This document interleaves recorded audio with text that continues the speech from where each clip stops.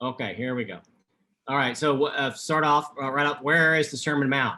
Well, it's in the lower Mississippi Valley. It's in northeast Arkansas in the eastern lowlands, very close to the Mississippi River, and about 4 miles south of the courthouse at Osceola, Arkansas, which is one of the two county seats for Mississippi County, Arkansas.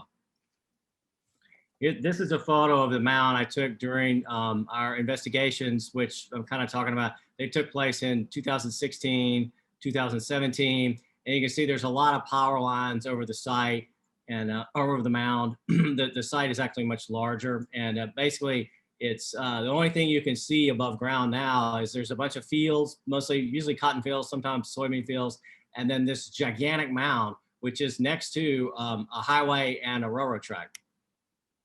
So in a geomorphic map, you can see we're located in the modern meander belt of the Mississippi River. And even though this map has it located as on point bar deposits, the site is actually veneered in a bunch of back swamp clay, which I think actually fostered its preservation, all right? And but it also reduced the amount of artifacts that are present on the surface. For a big Mississippian site, this site does not have many artifacts on the surface. So investigations at the Sherman Mound began back in the late 19th century. And this is a pen and ink drawing that was actually published in a Chicago paper. And then later Cyrus Thomas put it in his famous book. And it shows the mound as having this 3 terrace configuration. And this is kind of a myth. And it goes on until our project, that the mound has 3 terraces. There's a book on prehistoric mound archaeology done by an architect, published in the 80s. I forget the name of it, but he has it as 3 terraces too. But really, the site is really a big mound with a ramp on the front, and it got interpreted as having 3 terraces. So this is kind of an interesting thing, that something gets in the literature and then it never goes away. So after the initial investigations, what happens is the site, when it was first discovered, is just out on the back of this plantation called San Sue Plantation. Well, then the railroad track gets built to Osceola, and they build it right next to the mound, okay? And then after that, Dr. Hampson, who is most well known for the Archaeology Museum, now named for him, over in Wilson, which is about 5 miles away, all right? So he is most well known for investigating the Nadina site, and that's, again, about 5 miles away. But he also was active in the area because he traveled around in a buggy and he treated people, and sometimes he would trade services for artifacts and stuff, doctoral services for artifacts. But he met with the people from Alabama that dug at Nadina. And he met all these really famous archaeologists and everything. But at the Sherman Mound, he actually went out and found a couple of graves, and he dug into them, and there are some artifacts retained at the Hampton Museum, which I have for years been trying to get to. And during this project, they were building the new museum, and they were moving, and they had stuff in storage, and I've got the accession numbers, but I haven't seen it. But they recovered 3 whole vessels and some other artifacts from the Sherman Mound. And anyway, that's something that I'm looking into still to try to discover. But Dr. Hampson was there. So he also says that this artifact, which is probably a fake, all right, was found there. It's your AS negative number and everything, but it's got this really interesting sort of man. It reminds me of that fake from Crawley's Ridge, the King Crawley fake. Okay, look at the nose and everything, But this was reportedly found at the Sherman Mound, but no one knows where it is now. There's just this photo of it, and I believe it was taken by Dan Morse. So in the 1930s and 1940s, the Lower Mississippi Valley Survey, which was a combination of the Phillips Ford and Griffin, they came out to the site, and again, you see that they have this 3-tier sort of presentation of the mound. The railroad is here, and then this is the highway that goes to the boat ramp, all right, out on the Mississippi River. So they called it 10Q, that's their quad name, and 2 Sherman Mound, and they thought that it was Middle Mississippian, and that has really turned out to be true. All right, but again, you have the 3-tier configuration, but you notice it looks more like a ramp on this drawing. This is their photographs of the site. And I really like this because it shows the road in the 40s, the back of Philip Phillips's car. And over here in this area here, it's got a man is actually plowing the site with the mule. You know, he's plowing the area around the bottom of the mound with the mule, you know, and you only have a few electrical wires over the site. Now, these days, there's tons and tons of electrical high voltage wires that go right over the site. And it's really a visual impact that they never should have let happen, but it did. And you'll see the pictures in a minute. So now this is a photo I pulled from National Archives. These are really some great pics, man. And this red square area, we're going to zoom in on the next picture. And so you see the mound is right here and it's unplowed, right? And it's being preserved. And along the railroad tracks here, you see a whole line of tenant houses extending to about here. And then there's another tenant house here. In a minute, when I show you the gradiometry results, you'll see there's tons of metal in the ground here because of these tenant houses, all right? But the site basically goes along here, comes up, around, and around like this, and there was enclosed by a wall, a palisade wall that we only found through geophysics in 2016, because the only thing you can see today is the big mound right here at that. And there's a railroad grade arm crossing there. And actually, the presence of the railroad and that grade arm is what stimulated my interest in the site because we got hired to do work there.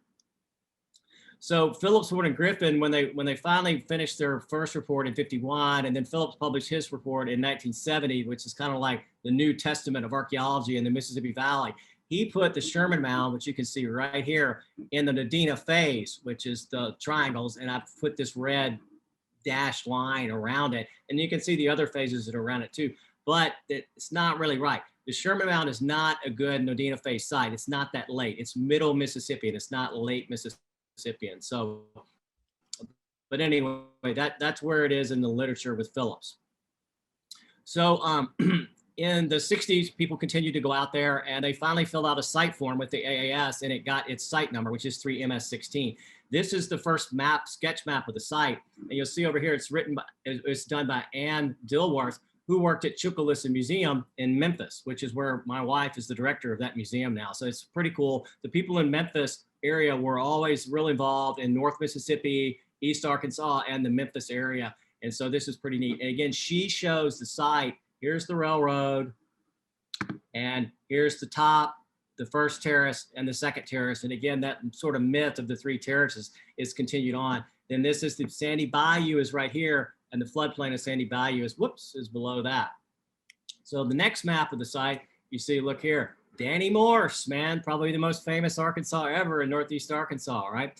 He shows it as being, again, 1, 2, 3 terraces, and then kind of a village area like this. And these are habitation areas right here. That's the railroad. And he's talking about Grinder going back to here, which is going back to the main highway that goes up to Osceola, which I'm sure Melinda drives down every day. But this is Dan's map of the site. And he also reported that during this time, which this is 1980, he said during the 1970s that people used to practice dirt bike motorcycle runs off the side of this mound. And it was real worn from particularly this side right here is very, very steep. And they were running their motorcycles up the mound all the time. So finally, I forget what slide number I'm on here, but in the CRM era starts in the 1970s with the passage of the Moss-Bennett Act, okay?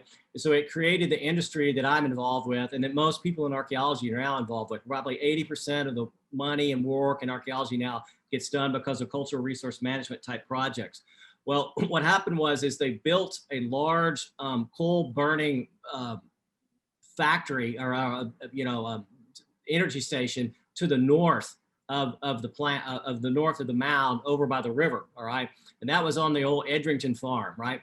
So they anyway, that plant had to have power lines to connect it into the grid that was operated by Southwestern Power Administration. So a company out of St. Louis came and did a CRM project, or cultural resource management survey of the mound. And so they show the mound here, a couple of trees here, power pole here, and that pole is important because it's still there today. It's kind of like a datum, all right?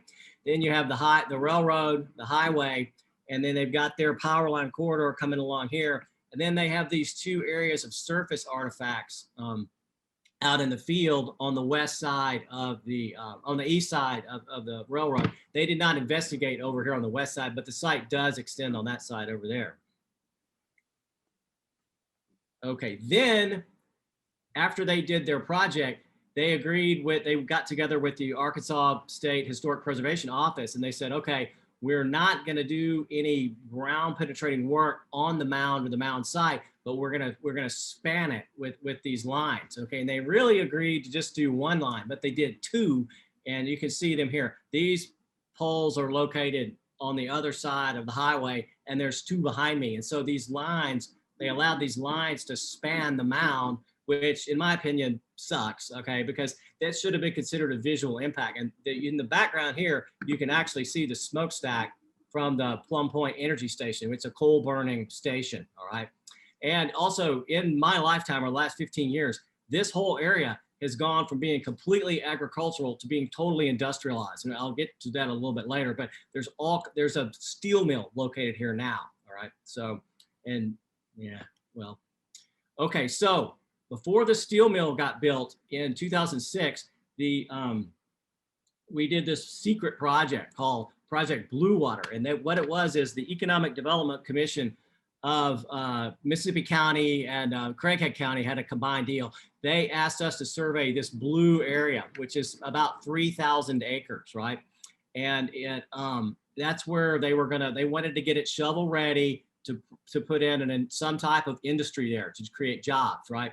So we conducted this survey, and this is the distribution of the sites. There's all the site numbers, and this is the Mazda viewer on this. So don't show this to anybody. But anyway, most of these sites are actually tenant period scatters associated with tenant houses, because this was part of Sansu Plantation, which was founded by the Hardin family, who were from Middle Tennessee, and are probably best known for owning the cemetery at the Battle of Franklin over in Franklin, Tennessee. They donated the ground for the Confederate cemetery. There was a very famous battle fought in November 1864. They crushed, Hood's army was crushed there. But the Hardin family owned that property, and they came to Arkansas in the 1840s and bought all the property in this area and founded this plantation. It's some great history there on that too, beyond the mound. But fortunately, the mound is located way over here on the edge. See 3MS.16, that's where the mound is, okay? So by doing this survey, we were able to actually kind of get a preservation success to get the mound excluded from the footprint of the future industrial site. So, and again, this is a nice picture taken by my colleague, Andrew Satkamp, in 2006 of the mound. We're looking to the north towards Osceola. The railroad track is over here. And at this time, that tree is still there, but you see there's no power lines over the mound, no big high voltage power lines over the mound. It's one of the last pictures I have without power lines over the mound. So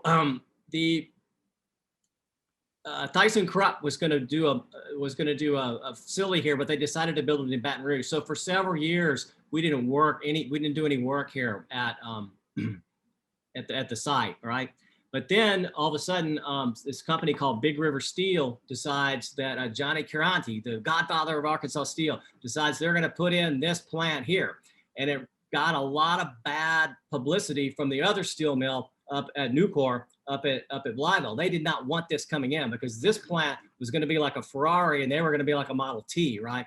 But they reduced, and talked to Johnny Karate, and we got the impact of the mill reduced to this area, which is about 1,500 acres, and it excluded the mound, okay? It was totally out of it. All this is outside, this is a half a mile from here to here. So the mound, was a preservation success. We got the mound excluded from the footprint of the steel mill.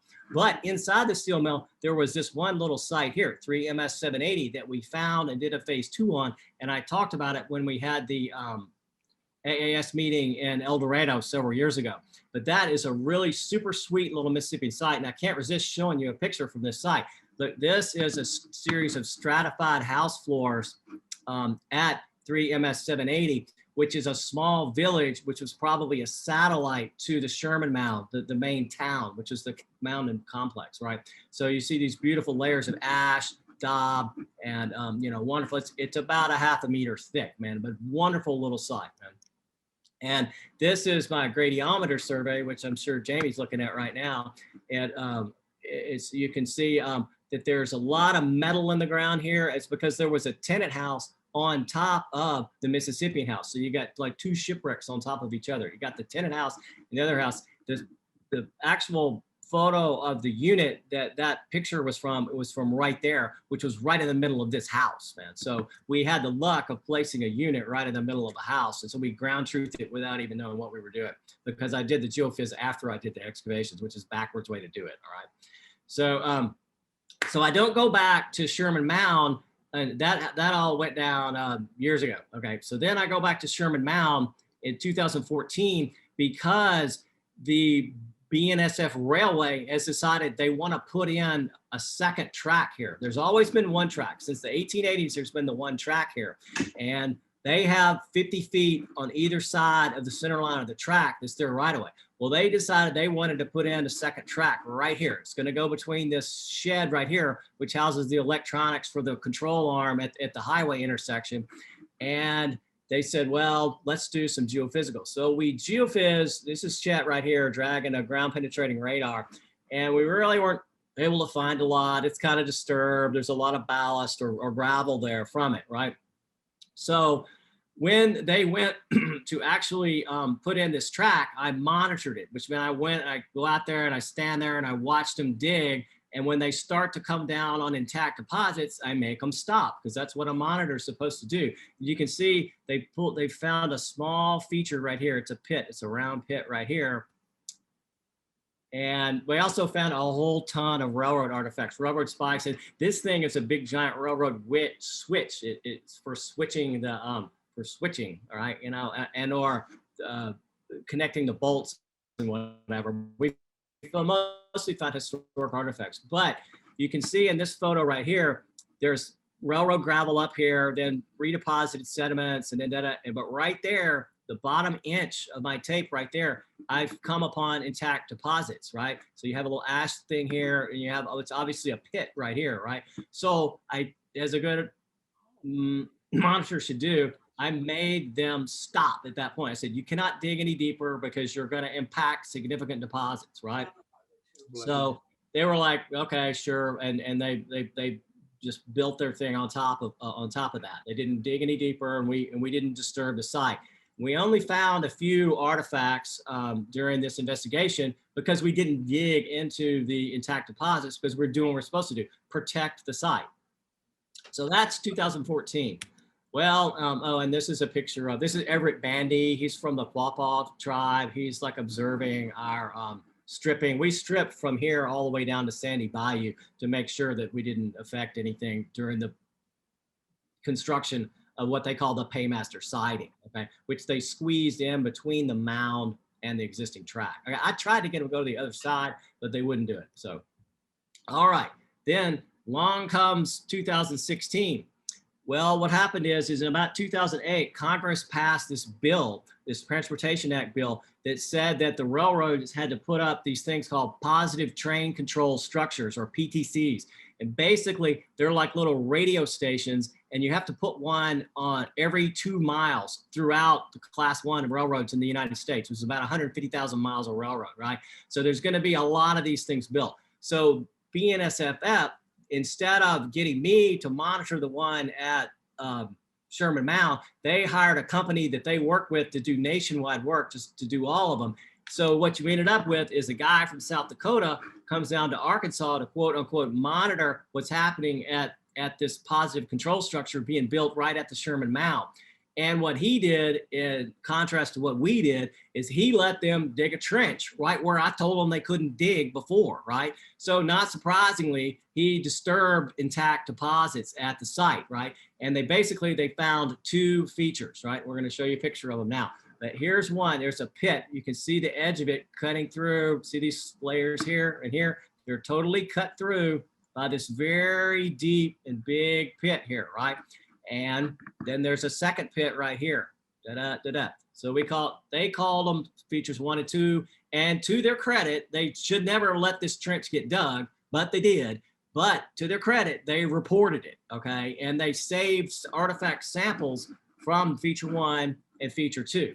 All right, well then a few other things happened. The stuff hit the fan, and BNSF decided, you know, let's call this other guy that we used before and see if we can get him here to deal with this. Because what happened is they went and disturbed some more stuff further on down the line, and the situation got kind of bad. It was sort of heated. And so they said, well, let's bring in the local people to deal with this, all right?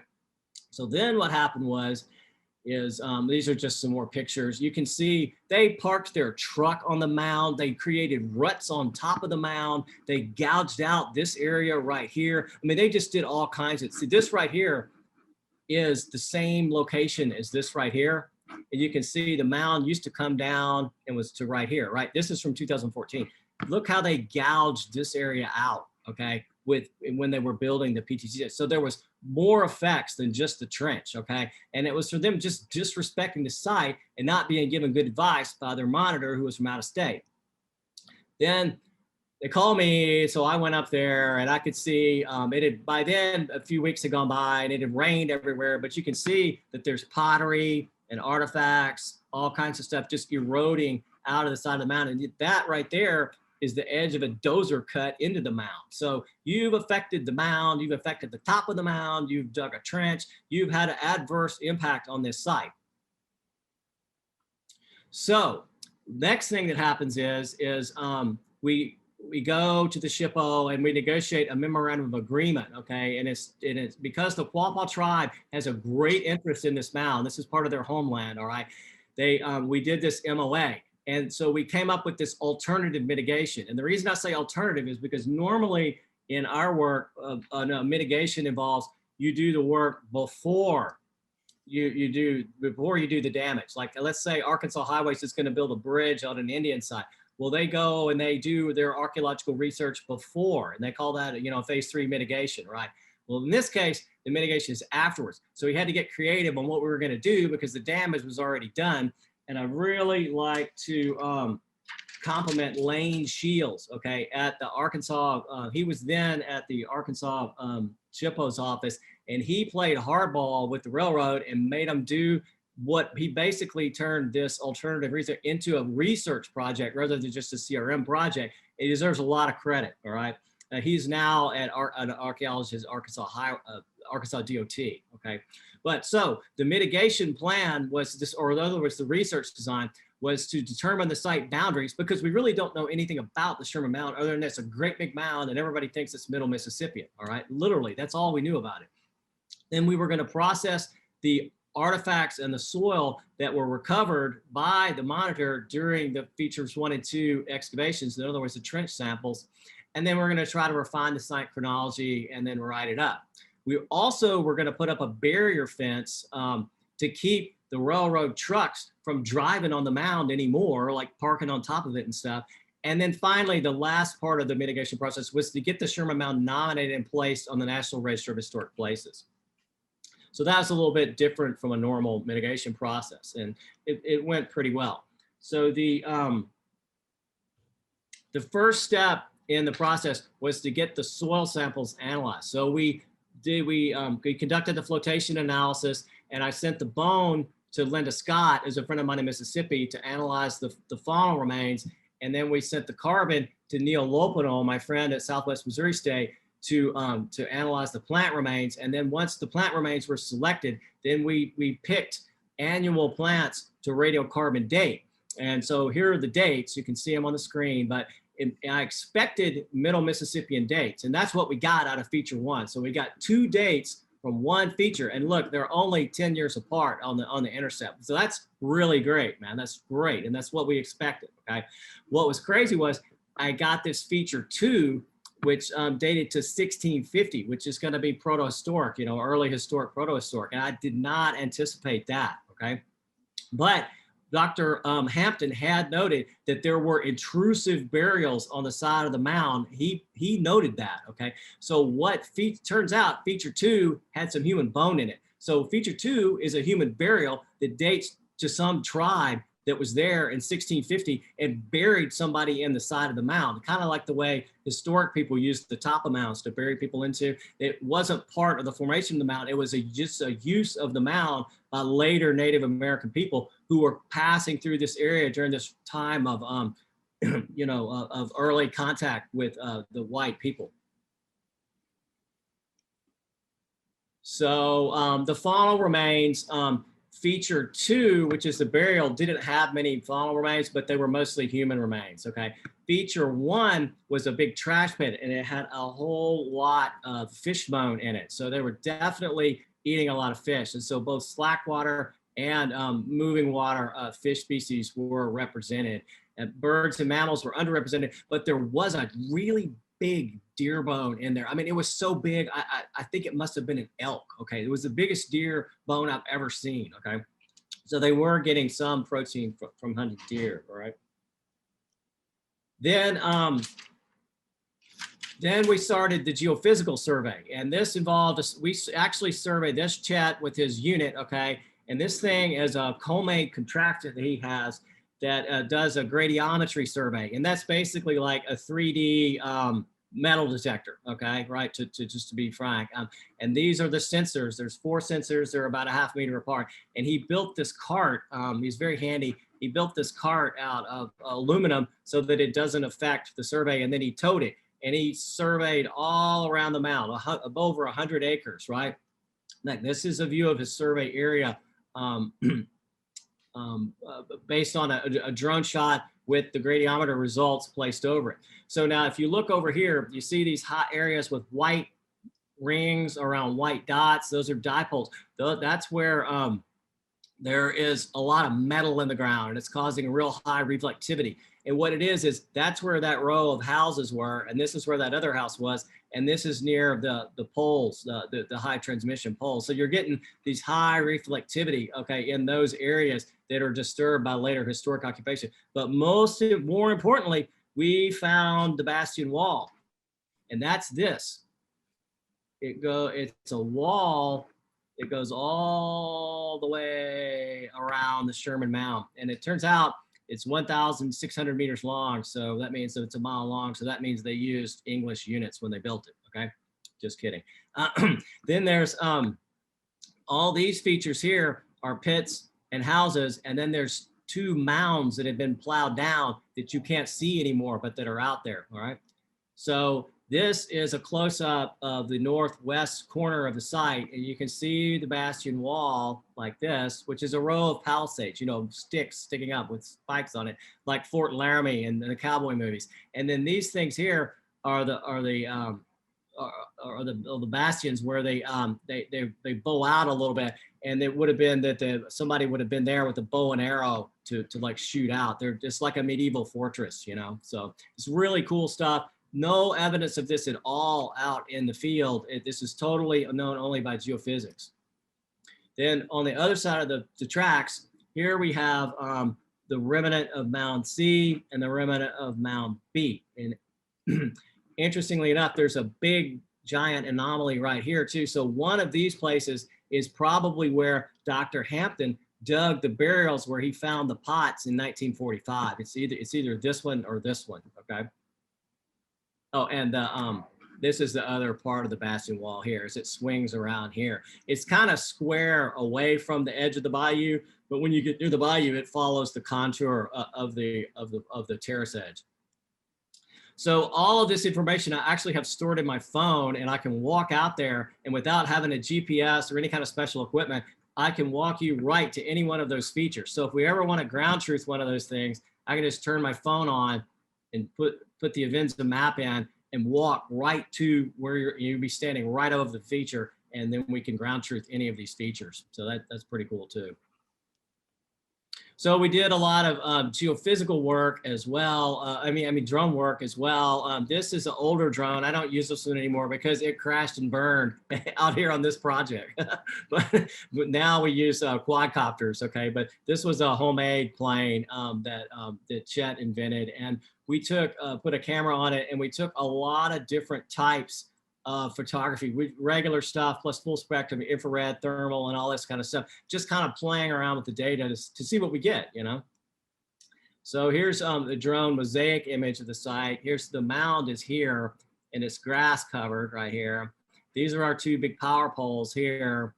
And then this is the site would have swung around like this. At one time, people thought there was a historic cemetery here, but I investigated that some years ago too, and that turned out to be a false rumor. So we also made a contour map using the drone, all right? And there it is, not too exciting, but what is pretty cool is if you overlay the topo map with the results of the geophysical survey, you see that my two postulated mound sites are actually correlated with slight topographic rises that you really can't see with your eye, but show up in the data here, man. And this is the main mound here, and then this is mound B and C here. And then you can see the topography falls off, and you're in the floodplain down here of Sandy Bayou.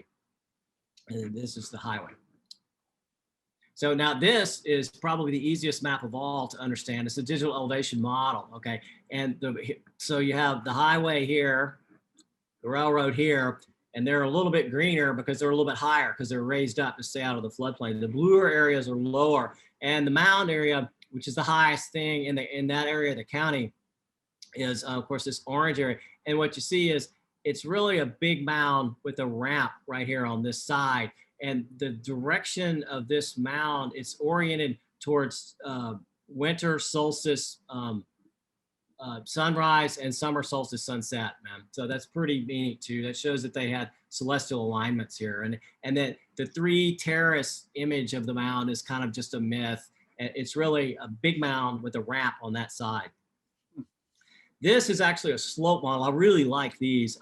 The flat stuff is white and steep stuff is dark. Okay, so you can really get to see how the mound, particularly on this northeast side, is super steep, man. And that's where the guys were riding their motorcycles back in the 70s. We're up this side. It's very, very steep. And then it's flat on the top. And then you have this ramp coming down right here, which got interpreted as the three terrace part of it. So then just playing around it with some more, we just loaded it up into a 3D model and exaggerated the vertical. This is looking basically to the north and to the east. And what you have here is the highway. And then this is a railroad siding, the paymaster siding, which goes over to the steel mill. And this is the mound. It's the most exaggerated area there. And then that is actually the edge of the terrace. And then this down here is the floodplain of Sandy Bayou. So then interpreting all of that, the purple areas are where we think are houses, and then there's other anomalies, but the wall, the palisade wall comes around like this, got the big mound here, and we've got possible buried structures under these mounds, and you got these little neighborhoods of houses in through here, all right? And then this is the same type of interpretive information shown on our DEM, which I really like this image the best personally, man. So then the final interpretation is you go, you say, well, we've got everything that's involved in a middle Mississippian town complex. You've got a mound and plaza complex. You've really got two of them. You got one here, you got this secondary complex over here, and then it's surrounded by habitation areas, and then you got the wall around it. Right? So that's everything that Emerson would want in a town and plaza complex. You also can fool around with stuff, and you get all into the math, and you can figure out the volume of this mound. And I compare in the technical report, which is available on the Mazda database. You can just go look her up and download it. I have a big old long discussion about mound volume, and I think this is the 10th largest mound in Arkansas per volume. But this is something that you can do because we have all this GIS data here. And you can, the detail on this is pretty cool too. You can see the two tracks here. This is the original siding is over here, and the one we did the monitoring for was here, and then this is Highway 156 right here. So now we also we did do some actual archaeology while we were out there too. We did we didn't do any excavations ourselves, but we did a surface collection. So we piece plotted every artifact that we could find out there using a sub-meter accurate GPS collection unit. Okay, this is a tremble. Okay, it's just, this is the external antenna for it. And the reason we could do that is because there weren't a whole lot of artifacts on the surface. If this had been a site like Bradley or Bellmead or something like that, one of these other sites in late Mississippian sites in East Arkansas, we never would have been able to do that because there have been too many artifacts. But again, because this site got veneered with a lot of clay at some point, I think it protected it and it covered it up. And so there's not a whole lot of their artifacts are getting pulled up by the plow, but not a lot because it's got this sort of protective layer of clay on top of it. And so the yellow dot, this is our gradiometer map showing where we think features are, where features are. And then the white areas are uncollected areas. That's the railroad and the road. And this is a ditch over here. But the yellow dots are where the artifacts are. And so what you can see is the artifacts are clustering around the big mound and to its north, and then in these habitation areas that we define to the south. And not a lot of artifacts in and around the Mound B and C area. So can't get away with giving an archaeology presentation without having shared percentages if you live in the Mississippi Valley. So here's mine. Mostly it's more shell tempered pottery than clay tempered pottery. There probably was an earlier woodland occupation here. There might even be a conical mound buried underneath and inside the Sherman mound. I don't know. We would need to do some downhole core testing of the mound to determine that, but I somewhat suspect that's the case, is that there was a conical mound here, and there's one right down the road at the POW camp, so just south of Wilson, so near the anyway, never mind about that. But they most of the pottery is plain, and what is decorated is classic Middle Mississippian types. Excuse me for a second. So, and then this is the distribution of the pottery, and the red stuff is the decorated, all right? And again, you see it's mostly clustering north of the big mound and in the habitation area south of the big mound. This area up here also produced some human remains on the surface. So we know there's burials in this area, and then there's at least one burial from 1650 in the flank of the mound over here. And then we did have shell tempered red film sherd from over here, which is probably by Mound B. So to conclude, I know I talked too long. Now we know a lot more about the Sherman Mound than we did a few years ago, which we really didn't know anything except it was a great big old mound. Okay, so it's within this 40 or 44 acres actually enclosure. The palisade wall has these bastions at roughly 130-foot intervals. The habitation areas are concentrated in the south. There appear to be two different plazas. And most importantly, we nailed down the middle Mississippian occupation to roughly 1290, but we also have evidence that people came back there much later and reoccupied and or used the mound as a burial place later in time, 1650. These would have been maybe, you know, proto-Quapaw. That's why the Quapaw considered this site so important into their history and prehistory. They are very interested in this site, okay? And so we know that the PTC installation disturbed a burial.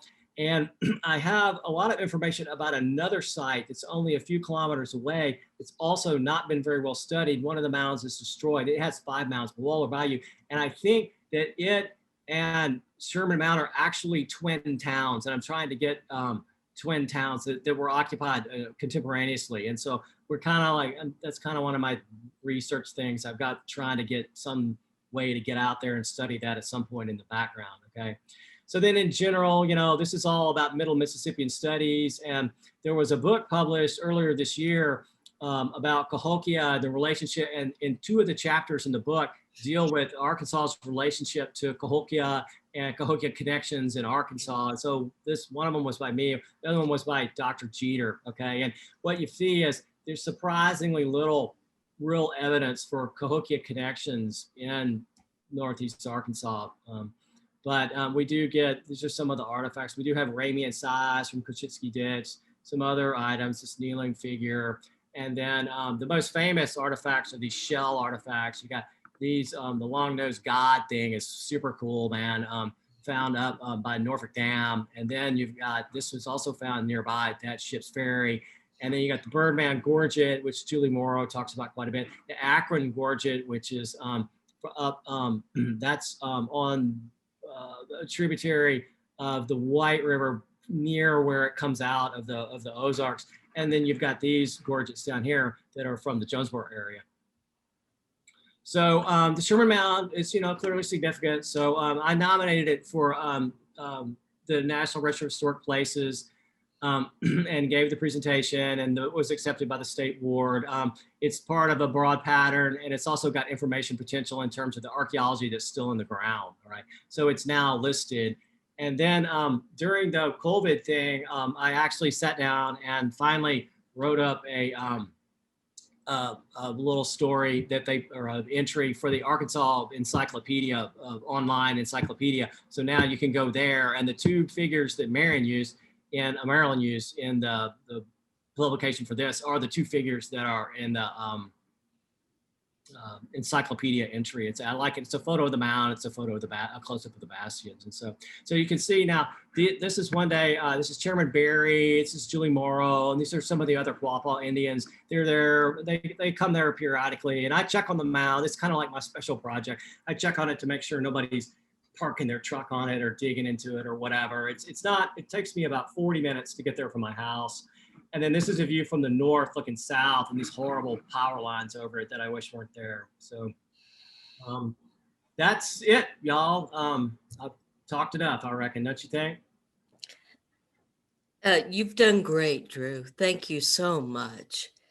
I will open this up to any questions or comments.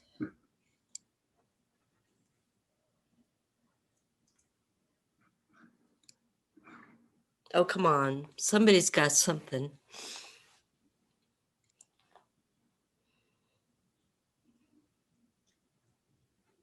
How far apart are those bastions? I think they were 130 feet apart, which is basically like a half of a bow shot, right? And something like that, right? 30. Was there any excavation done on any part of the palisade, bastions or otherwise? No, I have landowner permission to do it. I just haven't had time and or money to go out and do it, but I've got it in my phone, and I know exactly which one I want to go to. I want to go to the one right by the road and dig it.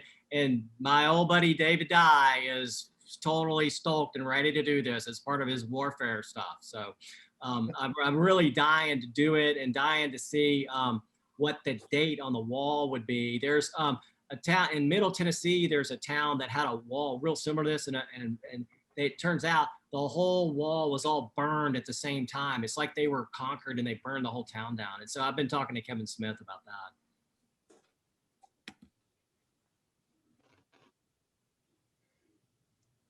Mine's just more of a comment, I guess. I'd just say it's a remarkable project. And I congratulate you and Chet and everyone else involved. I think it's a great example of CRM's contribution to archaeology at large. Congratulations. Thank you very much. And another thing I want to point out too is that like all this geophysical stuff, and no offense here now, doesn't always work. Okay, and I'll give you an example. The same project team, okay, we went to this very famous middle Mississippian Pisgah Phase village in North Carolina called Warren Wilson College site, right? And they know from excavations, there's all these features and houses and walls and stuff. But east of the excavation area, there was a field that had been plowed up that had never been tested. And we went out there and geophysed that and found nothing. And that's because it had been plowed under, you see. And so the area that everybody knows about on the Warren Wilson College site had never been plowed, so it was protected. So it's amazing that this stuff in the ground is still here at Sherman, because that has been under cultivation since probably the 1900 at least. Okay, so 120 years, and I think that the only reason it's preserved is because at some point there must have been a major flood and it deposited like Tunica clay, which is not a site. You normally find Mississippian sites on real light soils like Dundee silt loam. This site is Tunica clay. And so it doesn't make really sense for it to be there, but that's because I think it's veneered, and I think that's what protected it. And that's why those features are still in the ground there. And it's amazing. Yeah, land leveling is taking a lot of those sites in that vicinity.